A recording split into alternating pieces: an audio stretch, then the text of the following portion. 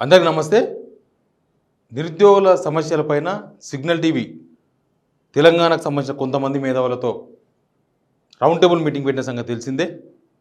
నిరుద్యోగులకు ప్రభుత్వంతో చర్చలు జరిపించేందుకు అపాయింట్మెంట్ బుక్ చేసే బాధ్యతలను ప్రొఫెసర్ హరగోపాల్ సార్కి అప్పగించిన సంగతి కూడా మీకు తెలుసు. అక్కడ చేసిన తీర్మానాల్లో ఫస్ట్ తీర్మానం అదే, నిరుద్యోగులే చర్చలు జరుపుతారు. రేవంత్ రెడ్డి గారితో అయినా మిగతా వాళ్ళతో అయినా ఏంటి అసలు, దానికోసం ప్రయత్నాలు నడుస్తున్నాయి. ఫస్ట్ ఇనిషియేషన్ ఒక స్టెప్ ముందు పడ్డది.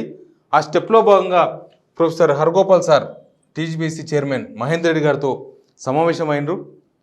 టీజీపీఎస్సీ చైర్మన్ మహేందర్ రెడ్డి గారు కూడా నా సిగ్నల్ టీవీ రౌండ్ టేబుల్ మీటింగ్ను చూసినట్లుగా చెప్తున్నారు, చూశారు. తర్వాత అక్కడ జరిగిన పరిణామాలపైన కూడా ఆయన చర్చించినారు. ముఖ్యంగా మనం నిరుద్యోగులు ఏదైతే డిమాండ్ చేస్తున్నారో ఆ డిమాండ్లపైన ఒక ఇనిషియల్ చర్చ ప్రొఫెసర్ హరగోపాల్ సార్ చేసిండ్రు. Next CM Revanth Reddy appointment అడుగుతున్నాము. CM Revanth Reddy professor Haragopal sir అడుగుతున్నారు. అపాయింట్మెంట్ ఇస్తే మాత్రం నిరుద్యోగుల తరఫున ఎవరు వస్తే వాళ్ళని తీసుకొని వెళ్ళి సీఎం గారితో మాట్లాడించే ప్రయత్నం ఒకటి నడుస్తుంది. ఇందులో కొంతమంది అన్నారు, అసలు యూట్యూబ్ ఛానల్కు మీకేం సంబంధం, సీఎం అపాయింట్మెంట్ ఏంది, అసలు ఈ రౌండ్ టేబుల్ మీటింగ్ ఏందని. తెలంగాణ నిరుద్యోగులకు ప్రభుత్వానికి మధ్య కనెక్షన్లు మొత్తం కట్ అయిపోయినాయి. నిరుద్యోగులను గడపదొక్కనిస్తలేరు, నిరుద్యోగులను రాణిస్తలేరు, నిరుద్యోగులతో ఎవరు చర్చలు జరుపుతలేరు. వాళ్ళు రోడ్ల మీదే తిరుగుతున్నారు వాళ్ళ డిమాండ్స్ ప్లే కార్డ్స్ పట్టుకొని. అందుకనే professor Haragopal sir and committee, ఒక మేధావుల కమిటీ ఉంది 6-7 మెంబర్స్తో. ఆ కమిటీ ప్రయత్నాలు చేస్తున్నారు.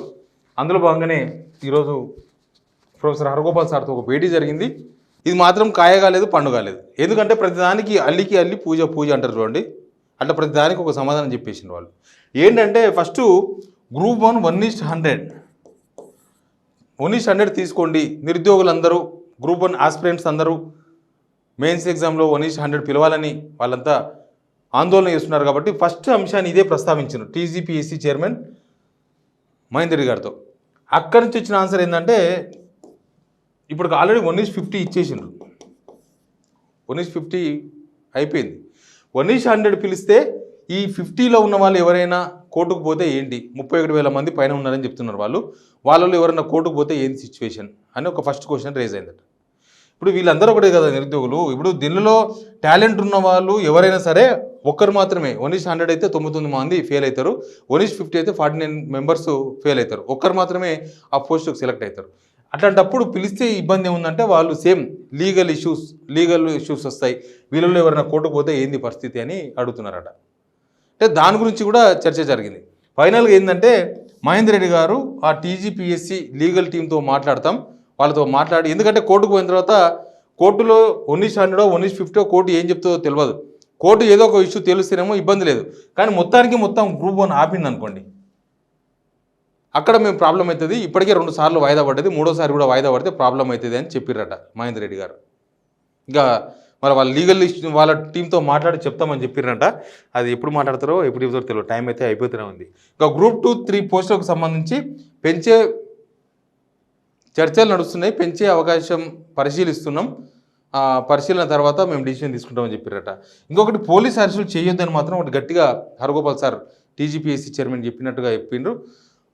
పోలీస్ అరెస్టు టీజీపీ ఆఫీస్ దగ్గర కనబడంగానే ఎవరైనా వస్తే రాగానే తీసుకుపోయి పోలీస్ స్టేషన్కి తరలించడం అట్లాంటి మాత్రం చేయొద్దు. పోలీసింగ్ యాక్షన్ కొద్దిగా ఆపండి, నిరుద్యోగుల పైన వాళ్ళ ఆవేదనతో ఉన్నారు, వాళ్ళ ఆవేదన వినే ప్రయత్నం చేయండి. ఎవరైనా వస్తే ఒక డెలిగేషన్ వస్తే మీరు కలవండి, వినతి పత్రం తీసుకోండి అని హరగోపాల్ సార్ కోరినట్లుగా చెప్తున్నారు. దానికి మహేందర్ రెడ్డి గారు కూడా ఓకే రండి, రమ్మానండి, నేను తీసుకుంటా, వాళ్ళు ఇచ్చిన విజ్ఞప్తి పత్రాలు తీసుకుంటాను, ఆందోళనకు పిలిపిస్తే మాత్రమే పోలీసు అరెస్ట్ చేస్తున్నారని చెప్పారట. ఆందోళనకు పిలిపించేదే మీరు వింటలేరని, ఆందోళనకు పిలిపించేదే మీరు నిర్ణయం తీసుకుంటలేరని, అట్లాంటప్పుడు వాళ్ళ ఆందోళన పిలిపించారని ఎక్కడున్నా అక్కడ మూసేస్తే నిరుద్యోగులు ఎటుపోతారనేది ఒకటి. ఇంకోటి, ఎగ్జామ్ టు ఎగ్జామ్ మధ్య గ్యాప్ ఏంది, గ్యాప్ ఇవ్వాలని నిరుద్యోగులు అడుగుతున్నారు. దానికోసం అడిగితే మస్తు గ్యాప్ చాలా ఉన్నాయి, చాలా ఎగ్జామ్స్, స్టేట్ ఎగ్జామ్స్ ఉన్నాయి, తర్వాత సెంట్రల్ ఎగ్జామ్స్ ఉన్నాయి.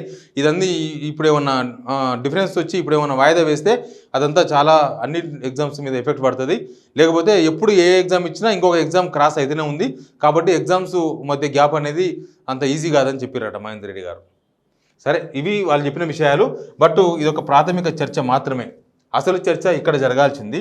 దీనికోసమని అపాయింట్మెంట్ లెటర్ తీసుకునే ప్రయత్నాల్లో ప్రొఫెసర్ హరగోపాల్ సార్ ఉన్నారు.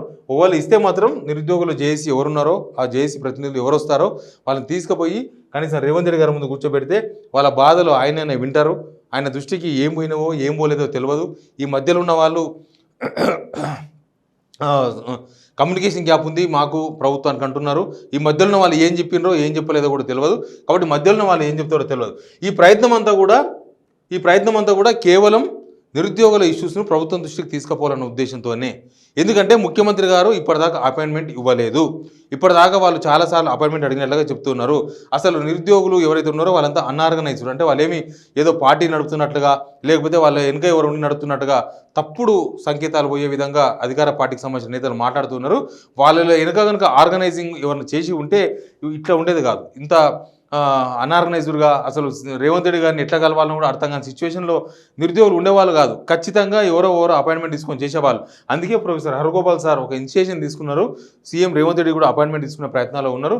దొరికితే మాత్రం నిరుద్యోగులకు సంబంధించిన ప్రతినిధులు ఎవరైనా సరే రేవంత్ రెడ్డి గారితో డైరెక్ట్గా మీ సమస్యలు చెప్పుకునే దొరికే అవకాశం ఉంది. మరి ఆయన కలుస్తారా కలవరా కూడా తెలియదు. కలవకపోతే ఆయన ఇష్టం, కలవకపోతే పౌర సమాజం చూసుకుంటుంది. ముఖ్యమంత్రి గారు ఒక హరగోపాల్ సార్ కూడా అపాయింట్మెంట్ ఇవ్వకపోతే మనం ఏం చేసేది ఏమి ఉండదు. కాబట్టి ఏం జరుగుతుందో తెలియదు. బట్ నేను చెప్పేది ఏంటంటే నిరుద్యోగులంతా ధైర్యంగా ఉండండి, ధైర్యం కోల్పోవద్దు. మీ వెంట సమాజం ఉంటుంది. గవర్నమెంట్ చాలా మొండిగా పోతుంది. దీనిలో శశిబిషాలు ఏం లేవు.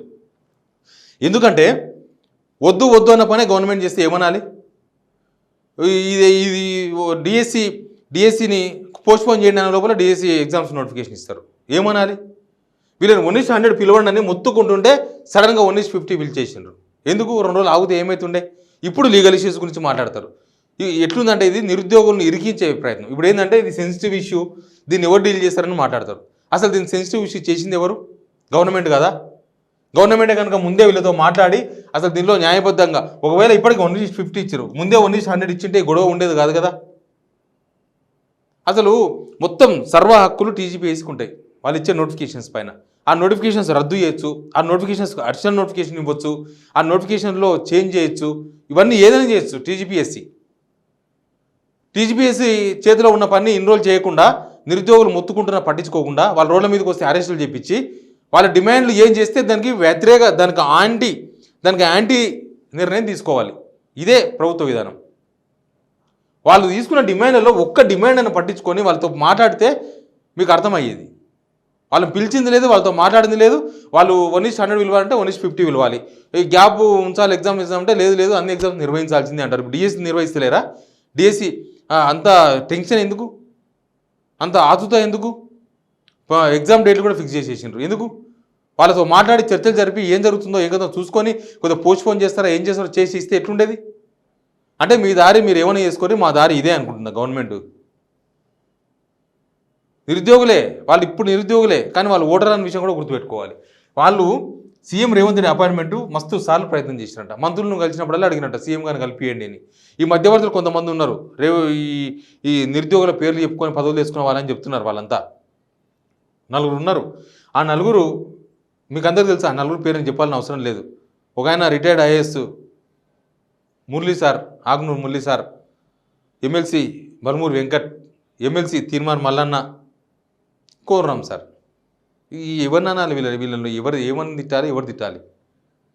ఒక్కరన్నా కనీసం సీఎంతో కల్పించే ప్రయత్నం చేస్తున్నారా? మీరు మధ్యవర్తిత్వం ఎందుకు? తీసుకుపోయి కలిపియండి.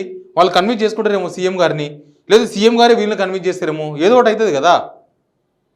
అది చేయకుండా రెచ్చగొట్టే వ్యాఖ్యలు. ఆయన ఎవరు? మునుగిరి ఎంపీ అంట, చామల కిరణ్ కుమార్ రెడ్డి.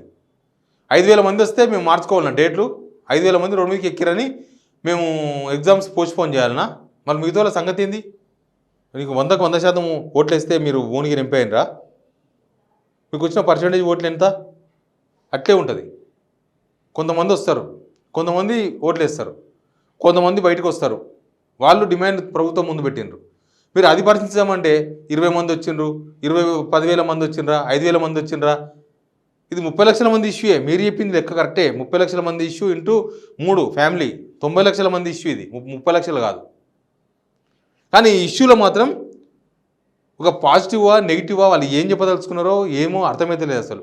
పిల్లలంతా ఆవేదనతో ఉన్నారు. రాత్రి కూడా కడుపు మార్చుకొని పోయి ఓయూ కాడ కూర్చున్నారు డిఎస్సి వాళ్ళు. ఓయూ ఆర్ట్స్ కాలేజ్ కాడ రాత్రంతా సిటీ కాలేజ్కి వెళ్ళి 10 కిలోమీటర్లు నడుచుకుంటూ వచ్చిండ్రు. వాళ్ళని పలకరించిన పాపాన పోలేదు అధికార పార్టీ నేతలు.